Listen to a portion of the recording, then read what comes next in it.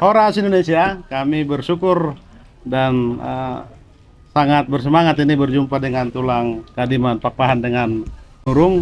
Kami akan berbincang tentang stunting.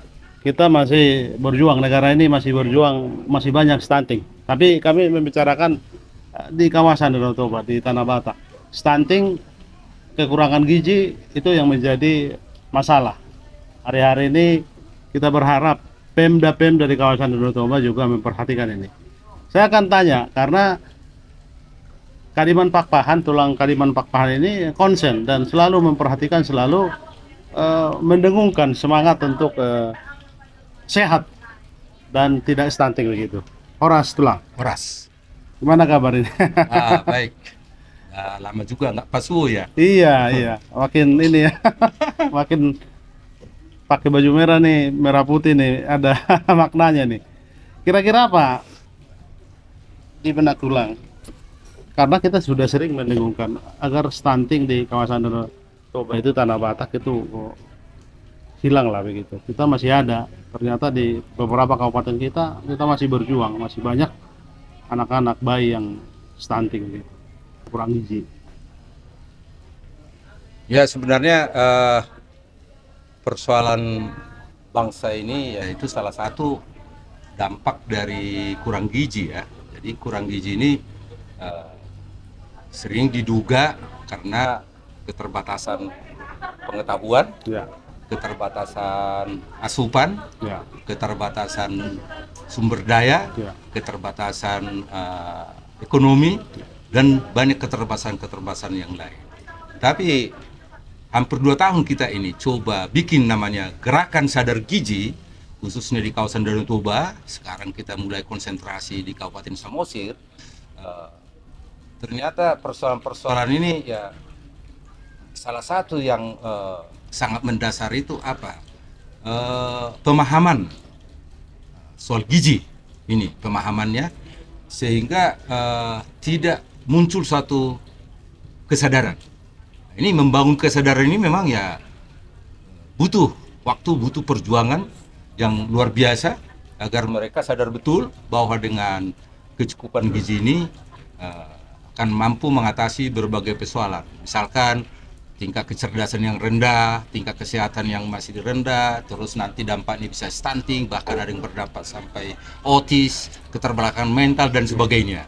Nah, ini harus kita kampanyekan terus supaya mereka sadar bahwa asupan-asupan bergizi ini harus dimulai dari sejak dini, terutama itu masa kehamilan, ya, menyusui balita. Inilah. Jadi saat ini negara sedang berjuang untuk menuntaskan masalah stunting ini, dampak kurang gizi ini di 17 provinsi. Nah, ini tentu ini akan meninggalkan sesuatu masalah di kemudian hari. Bahkan kita prediksi korban-korban stunting ini tidak bisa berbuat apa-apa, berbuat banyak soal pekerjaan-pekerjaan yang sifatnya formal nantinya, kalangan-kalangan yang bersifat butuhkan intelektual dan sebagainya. Inilah yang kita dimulai terus. Ya, kita tawarkan terus ya, sejak dini apa yang perlu.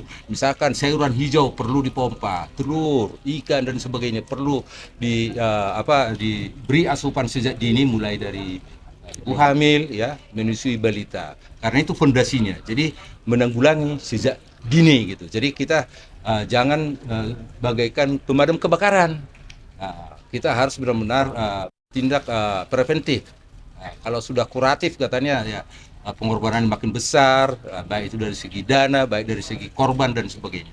Jadi kita datanglah tidak sebagai pemadam kebakaran, tapi datanglah kita sebagai tenaga-tenaga yang bertindak secara preventif atau mencegahnya. Inilah perjuangan kita sampai saat ini, masih berlanjut terus, mudah-mudahan ya diberi kekuatan batin lahir, kita ini bisa meneruskan ini dan menghasilkan sesuatu di kemudian hari. Kira-kira begitulah sekilas apa yang kita perjuangkan selama 2 tahun ini.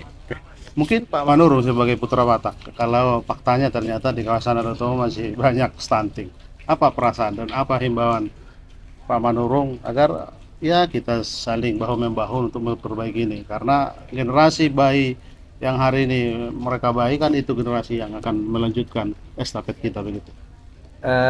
sisi pandang saya melihat gerakan ini sesuatu yang positif, dan harapan kita anak-anak muda ke depan bisa ikut campur di dalamnya. Jadi ada satu informasi di dalam grup yang kami boleh bersama. Aku lihat ya, postur anak-anak yang baru 2 tahun beda wajahnya, beda kulitnya, beda sisi lirikan matanya, karena ternyata asupan gizi juga membuat berubahnya seseorang anak kecil menjadi tampilannya menawan. Itu yang aku lihat di dalam postingan itu, seperti itu. Mungkin Pak Kadiman tambahkan, apa cara yang tepat? Barangkali ya kita tidak boleh hanya bersuara, harus aktif ini untuk mewujudkan, paling tidak misalnya ya harus ada yang dalam tanda petik memaksa pemerintah daerah agar peduli memperhatikan ini begitu. Ya sebenarnya kalau pemerintah daerah peduli, ya kan, organisasi-organisasi lain peduli, ya buat misalkan pemerintah daerah bikin dalam bentuk peraturan daerah Ya. kerjasama dengan anggota dewan misalkan, Ya. itu harus nyata-nyata mereka wujudkan. Misalkan setiap hari ibu hamil atau sekali 3 hari ibu hamil harus makan telur, Ya. harus makan ikan mujair, makan ikan lele dan sebagainya, sayuran hijau, seperti yang kita dengungkan sekarang, kelor, kale dan sebagainya. Kalau ini bisa dilakukan dengan konsisten dan berkelanjutan, ya saya rasa generasi cucu itu kalau dari Bonapasugi saya yakin betul bisa berkelas dunia, generasi cucu, generasi ketiga dari kawasan Danau Toba itu. Saya yakin betul itu kalau itu bisa dilakukan secara konsisten ya, berkelanjutan itu. Terakhir Pak Kadiman, karena memang waktu kita tidak banyak, barangkali dengungan Pak Kadiman yang sudah lama sayur kale itu, memang dampak kale ini apa sih untuk kesehatan begitu?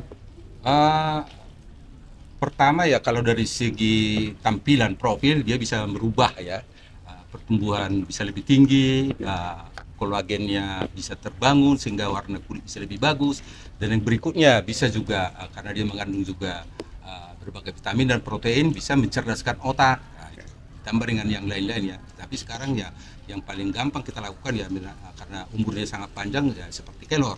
Itu gizinya luar biasa itu. Baik, terima kasih Pak Kadiman dan Pak Manurung sudah